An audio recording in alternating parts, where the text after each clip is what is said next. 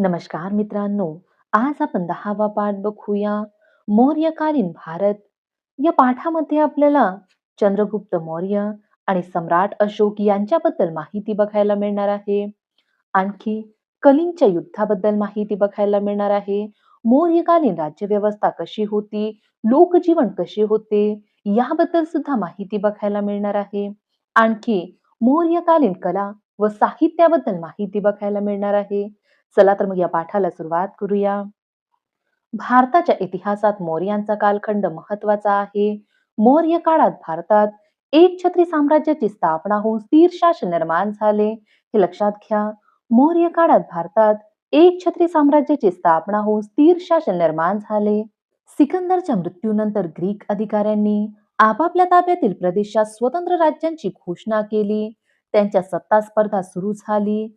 Greek सत्तेखालील भारतीय प्रदेशात ग्रीकांविरुद्ध उठाव सुरू झाले. त्या प्रदेशातील भारतीय राजांना एकत्र करून चंद्रगुप्त मौर्याने ग्रीकांशी युद्ध केले. चंद्रगुप्त मौर्याने ग्रीकांचा पराभव करून भारताच्या वायव्य भागात शांतता निर्माण केली. चंद्रगुप्त मौर्य चंद्रगुप्त मौर्य हा मौर्य साम्राज्याचा संस्थापक होय. मौर्य साम्राज्याचा संस्थापक कोण होय? चंद्रगुप्त मौर्य. हे लक्षात राहू दे, महत्वाचं आहे. मगधचा राजा धनानंद याच्या जुलमी सत्तेचा चंद्रगुप्ताने पाडाव केला.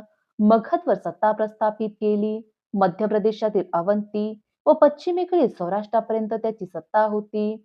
आजच्या बिहारमधील पाटणा म्हणजेच पाटलीपुत्र ही त्याची राजधानी होती. चंद्रगुप्त मौर्य यांची राजधानी काय होती? पाटलीपुत्र म्हणजेच आजच्या बिहारमधील पाटणा. बाबिलोनचा ग्रीक राजा सेलुकस निकेटर याने भारतावर स्वारी केली. त्यावेळी चंद्रगुप्ताने त्याचा पराभव केला. त्यामुळे काबूल, हेरात, कंदहार हे प्रदेश मौर्य साम्राज्यात समाविष्ट झाले. सेलुकस निकेटरने मॅगस्थनीस हा आपला राजदूत चंद्रगुप्ताच्या दरबारी पाठवला होता. मेगस्थनीसने तत्कालीन भारताचे वर्णन लिहून ठेवले आहे. चंद्रगुप्ताने आयुष्याच्या शेवटच्या काळात राजपदाचा त्याग केला. त्याने जैन धर्म स्वीकारला होता असे मानले जाते. तो म्हैसूर जवळ श्रवणबेळगोळ येथे जाऊन राहिला. तेथेच त्याचा मृत्यू झाला. त्याच्या मृत्यूनंतर त्याचा मुलगा बिंदुसार हा मगधचा राजा झाला. बिंदुसार नंतर त्याचा मुलगा अशोक इसवी सन पूर्व 273 सुमारास मगधचा राजा झाला. सम्राट अशोक बद्दल माहिती बघूया. अशोक तक्षशिला व उज्जैनी या प्रदेशांचा राज्यपाल होता.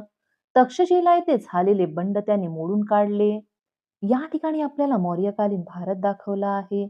बघा, जवळजवळ संपूर्ण भारतामध्येच मौर्य साम्राज्य होतं. फक्त काही काश्मीरचा हा भाग सोडला तर आणि पूर्वेचा हा भाग सोडला तर आणि दक्षिणेमधला काही भाग सोडला तर पूर्ण भारताचा प्रदेश मौर्यांचा होता. आणि बघा, पाकिस्तानचा सुद्धा भाग मौर्य साम्राज्यामध्ये येत होता. या प्रकारे हा नकाशा लक्षात राहू द्या. अशोकाच्या लेखांमध्ये त्याने देवानाम प्रिय, प्रियदर्शी राजा अशी पदवी धारण केलेली दिसते.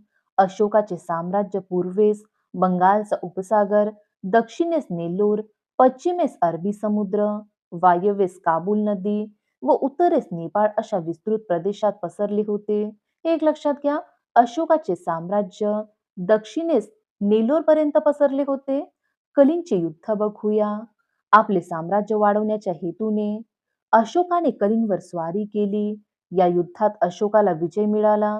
परंतु त्यात झालेला भयंकर रक्तपात बघून यापुढे कधीही युद्ध न करण्याचा त्याने निर्णय घेतला. युद्धापेक्षा प्रेम श्रेष्ठ आहे हे सम्राट अशोकाला पटले. आपला उपदेश लोकांपर्यंत पोहोचवण्यासाठी सम्राट अशोकाने आपल्या राज्यात जागोजागी स्तंभ उभारले, शिलालेख कोरले. त्याचा सदाचारावर भर होता. सत्य, अहिंसा, भूतदया व करुणा ही तत्वे माणसाने आचरणात आणावीत. वडीलधाऱ्यांचा मान ठेवावा असा त्याचा आग्रह होता.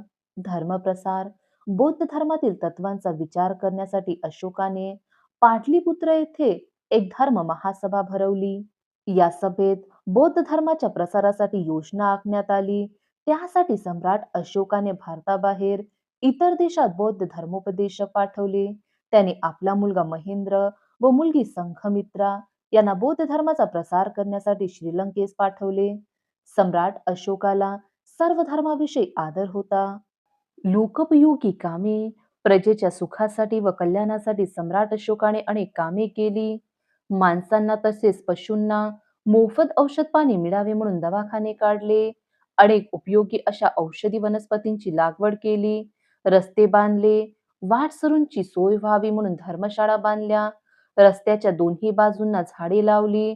वाटसरूंसाठी पाणपोयांची व्यवस्था केली. अनेक विहिरी खोदल्या. मौर्यकालीन राज्यव्यवस्था बघूया. प्रजेचे रक्षण करणे व न्यायदान करणे ही राजाची प्रमुख कर्तव्य होती. राज्यकारभाराच्या सोयीसाठी साम्राज्याची 6 विभागात विभागणी केली होती. राज्यकारभारात राजाला सल्ला देण्यासाठी जे मंडळ होते त्याला मंत्री परिषद म्हणत. राज्यकारभार चालवण्यासाठी अधिकारी नेमले असत. जिल्ह्याच्या अधिकाऱ्याला रज्जुक म्हणत, तालुक्याच्या अधिकाऱ्याला गोप म्हणत, तर खेड्याच्या प्रमुखाला ग्रामिणी म्हणत. मंत्री परिषद आणि अधिकाऱ्यांच्या मदतीसाठी कार्यक्षम हेरखाते होते. हे लक्षात राहू द्या. रज्जुक म्हणजे काय? जिल्ह्याच्या अधिकाऱ्याला रज्जुक म्हणत, गोप कशाला म्हणत? तालुक्याच्या अधिकाऱ्याला, आणि ग्रामिणी कशाला म्हणत? खेड्याच्या प्रमुखाला. यावर आपल्याला राज्यसेवेमध्ये जोड्या लावामध्ये आणि वन लाइनर क्वेश्चन मध्ये प्रश्न विचारले गेले आहे, म्हणून लक्षात राहू द्या. मौर्यकालीन लोकजीवन बघूया. मौर्य काळात लोकजीवन कृषीप्रधान होते. शेतीबरोबर इतर उद्योगधंदेही भरभराटीला आले होते. या काळात चकाकी असलेली मातीची भांडी मोठ्या प्रमाणावर बनवली जात असत. तसेच नौका बांधणी हा एक मोठा उद्योग होता. विविध व्यावसायिकांचे, त्याचप्रमाणे व्यापाऱ्यांचेही संघ होते. त्यांना श्रेणी म्हणत. श्रेणी कशाला म्हणत? व्यापाऱ्यांच्या संघाला श्रेणी म्हणत. हे लक्षात राहू द्या, महत्वाचं आहे. लोकांच्या मनोरंजनासाठी अनेक उत्सव व समारंभ होत असत. नृत्य, गायन तसेच कुस्त्या असे विविध कार्यक्रम होत असत. सोंगट्यांचा खेळ लोकप्रिय होता. बुद्धिबळाचा खेळही ते खेळत असत. कला व साहित्य बघूया. या काळात शिल्पकला आणि वास्तुकला यात खूप प्रगती झाली होती. सम्राट अशोकाच्या काळात शिल्पकला विकसित झाली. त्याने अनेक स्तंभ उभारले, स्तूप आणि विहार बांधले. सारनाथ येथे सम्राट अशोकाने उभारलेल्या स्तंभावरील धर्मचक्र आज भारताच्या राष्ट्रध्वजावर झळकत आहे. अतिशय महत्वाची माहिती आहे, लक्षातच राहू द्या. सारनाथ येथे सम्राट अशोकाने उभारलेल्या स्तंभावरील धर्मचक्र आज भारताच्या राष्ट्रध्वजावर झळकत आहे. मौर्य काळात संस्कृत बरोबर पाली, अर्धमागधी इत्यादी प्राकृत भाषा प्रचलित होत्या. मौर्य काळात कोणत्या भाषा प्रचलित होत्या? मौर्य काळात संस्कृत बरोबर पाली, अर्धमागधी इत्यादी प्राकृत भाषा प्रचलित होत्या. पाणिनीचे अष्टाध्यायी आणि चाणक्याचे अर्थशास्त्र हे या काळातील प्रसिद्ध ग्रंथ आहे. अष्टाध्यायी हा कुणाचा ग्रंथ आहे? पाणिनीचा.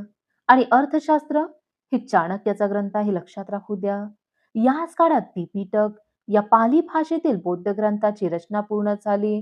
त्रिपिटकातील थेरीगाथा या नावाने ओळखल्या जाणाऱ्या रचना बौद्ध संघातील स्त्रियांनी केलेल्या आहेत. गौतम बुद्धांच्या जीवनावर आधारलेल्या जातक कथा याच काळात लिहिल्या गेल्या. मौर्य सम्राटांनी भारतीय कलांना उदार आश्रय दिला. त्यांनी भारतीय संस्कृती व कला या क्षेत्रात एक नवे दालन उघडले. या ठिकाणी हा पाठ संपतो. आपण यावरचे प्रश्न बघूया. पहिली रिकामी जागा बघूया. सेलुकस निकेटर याने रिकामी जागा हा आपला राजदूत चंद्रगुप्ताच्या दरबारी पाठवला. काय होतं राजदूतचं नाव? मेगस्थनीस. सेलुकस निकेटर याने मेगस्थनीस हा आपला राजदूत चंद्रगुप्ताच्या दरबारी पाठवला. दुसरी रिकामी जागा. मौर्य साम्राज्याचा रिकामी जागा हा संस्थापक होय. कोण होता संस्थापक? चंद्रगुप्त मौर्य. मौर्य साम्राज्याचा चंद्रगुप्त मौर्य हा संस्थापक होय. सम्राट अशोकाने रिकामी जागा येथे एक धर्म महासभा भरवली. कुठे भरवली? पाटलीपुत्र येथे. सम्राट अशोकाने पाटलीपुत्र येथे एक धर्म महासभा भरवली. योग्य जोड्या लावायच्या आहे. रज्जुक. रज्जुक म्हणजे काय होते? जिल्ह्याचा अधिकारी होते. गोप म्हणजे तालुक्याचा अधिकारी. ग्रामिणी म्हणजे खेड्याचा प्रमुख. राजाला सल्ला देणारा कोण आहे? मंत्री परिषद असते राजाला सल्ला देण्यासाठी. पहिला प्रश्न बघूया. अशोकाने कोणती पदवी धारण केली? अशोकाने देवानाम प्रिय, प्रियदर्शी राजा अशी पदवी धारण केली. श्रेणी म्हणजे काय? आपण बघितलं होतं. श्रेणी म्हणजे व्यापाऱ्यांच्या संघाला श्रेणी म्हणते. हे लक्षात राहू द्या, महत्वाचं आहे. मौर्य काळात कोणत्या भाषा प्रचलित होत्या? संस्कृत बरोबरच पाली, अर्धमागधी या भाषा मौर्य काळात प्रचलित होत्या. जोड्या लावामधलं रज्जू, गोप, ग्रामीणी हे तीनही लक्षात राहू द्या, महत्वाचं आहे. समोर बघूया. सम्राट अशोकाने आपला उपदेश लोकांपर्यंत पोहोचवण्यासाठी काय केले? याचं उत्तर बघूया आपण. या ठिकाणी उत्तर आहे बघा. आपला उपदेश लोकांपर्यंत पोहोचवण्यासाठी सम्राट अशोकाने आपल्या राज्यात जागोजागी स्तंभ उभारले, शिलालेख कोरले. समोरचा प्रश्न बघूया.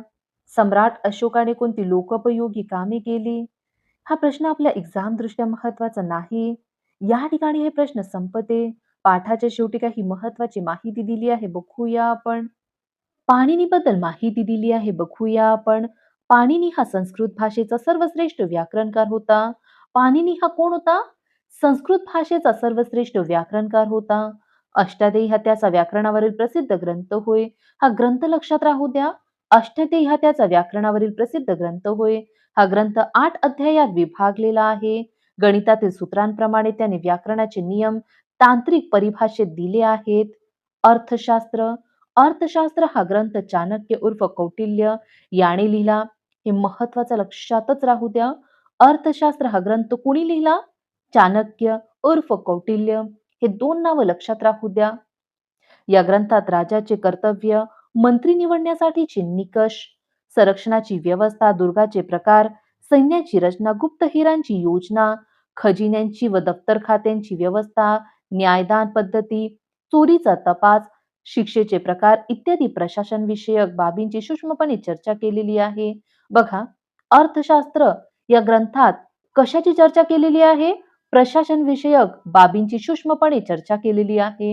ही एक माहिती लक्षात राहू द्या. त्रिपिटक ग्रंथ बौद्ध धर्मग्रंथांपैकी पाली भाषेत असलेले ग्रंथ 3 पेट्यात किंवा विभागात संग्रहित केलेले ग्रंथ म्हणून त्यांना त्रिपिटक हे नाव पडले. ते 3 विभाग असे. पहिला विभाग विनय पिटक, यात 5 ग्रंथ असून त्यात बौद्ध संघाच्या व्यवस्थेचे नियम दिलेले आहेत. दुसरा विभाग सुत्त पिटक, यातही 5 ग्रंथ असून गौतम बुद्धांचा सामान्य उपदेश संग्रहित केला आहे. तिसरा विभाग अभिधम्म पिटक, हे एकूण 7 ग्रंथ असून बौद्ध तत्वज्ञानाचे वैज्ञानिक पद्धतीने केलेले विवेचन त्यात आहे. एवढा आपल्याला एक्झाम मध्ये विचारणार नाही म्हणून पाठ करू नका. समोर बघूया. थेरी गाथा. थेरी म्हणजे अनुभवी व ज्ञानी स्त्री. थेरी गाथा या बौद्ध धर्मीय ग्रंथात 73 विद्वान स्त्रियांनी रचलेल्या 522 गाथांचा संग्रह केलेला आहे. पाली भाषेतील या गाथा काव्य रूपात असून त्यात उत्कृष्ट भावनांचा परिपोष आढळतो. या ठिकाणी हा पाठ संपतो. या ठिकाणी आपण थांबूया. आजची माहिती तुम्हाला आवडली असेल तर व्हिडिओला लाईक करा, शेअर करा आणि कमेंट करून नक्की सांगा. Thank you.